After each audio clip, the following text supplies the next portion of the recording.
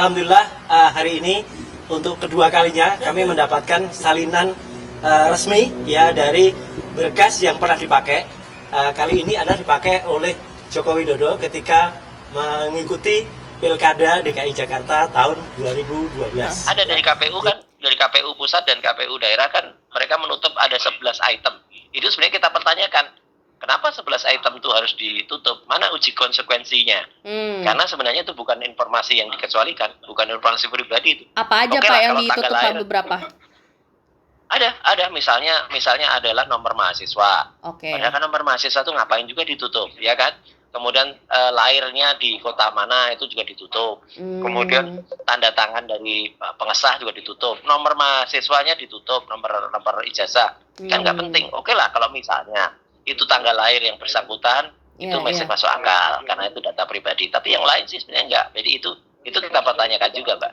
Akan Bapak permasalahkan juga Pak ini ke KPU, Pak? Oh iya, uji konsekuensi. Itu ada uji konsekuensi namanya. Okay. Uji konsekuensinya kita permasalahkan. Berarti langkah ke depan Bapak akan lakukan uji konsekuensi tadi dan menagih dari 6 institusi lainnya itu ya Pak ya? Dan menagih yang belum. Oke. Ya, ada tenggat waktu belum. gitu Ada Pak yang pusat, Bapak sampaikan ke institusi itu Pak? Gini, tenggat waktunya kalau mereka menolak ya kita di KIP, Komisi Informasi Pusat. Kayak kemarin kan Andri Arsip Nasional kan kita ajak sidang. Kita ajak bersidang dan nanti akan putusannya, belum ada putusan, nanti akan ada proses mediasi. Bisa kayak semacam dituntut begitu ya Pak ya, untuk membuka gitu ya Pak ya? Iya, ini semua demi publik, demi supaya masyarakat tahu. Siap. Tujuannya adalah membuat masyarakat tahu, karena ini hak publik ya, right to know. Publik itu supaya mereka mengetahui bahwa ada ijazah yang dipakai oleh seorang pejabat publik ya, sesuai dengan pasal 18 di Undang-Undang Keterbukaan Informasi Publik, dan bentuknya seperti apa. Nah, itulah makanya gunanya kita mengejar, dan ini baru 2 Mbak yang kita dapatkan dari 8. Oh, baru 2 dari KPU DKI. Ya. Satu lagi dari mana Pak? Satu, sama KPU pusat itu baru 1. KPU pusat harusnya ada 2. Oke. Dan sejauh ini yang dibandingkan seperti apa Pak kalau dari 2 institusi itu Pak? Kalau dari 2 itu ijazahnya sih similar ya, agak mirip gitu. Teman kan pengesahannya kan beda-beda. Nah, pengesahan ini kan lembar legislasinya itu kan nanti juga kita tes, kita uji juga.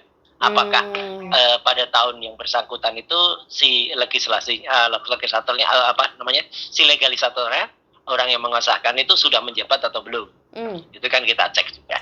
Jadi ini semua jelas ada gunanya, sangat berguna untuk memberikan hak kepada masyarakat supaya mereka tahu ijazah dari seorang pejabat publik. Nah, ini dibandingkan juga dengan yang waktu itu pernah diajukan ke Polda Pak, yang fotokopian yang kita pernah ngobrol itu Pak.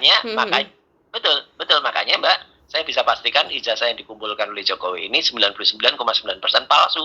Karena ijazah itu sudah ada pada kata teliti pada saat kami membuat buku itu.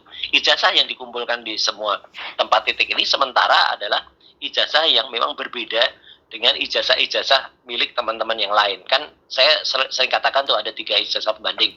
Nomor 1115 miliknya Frono Jiwo, 1116 miliknya Hari Mulyono, 1117 miliknya Sri Murtiningsih. Itu semua sama kalau yang 3 itu. 3 itu identik plus sama. Logonya, tulisannya sama. Nah, punyanya Joko Widodo 1120 ini beda. Logonya meleset, A-nya agak geser, Z-nya terlalu turun gitu. Nah, gitu. Jadi itu yang kemudian saya sebut waktu A-nya mencotot gitu.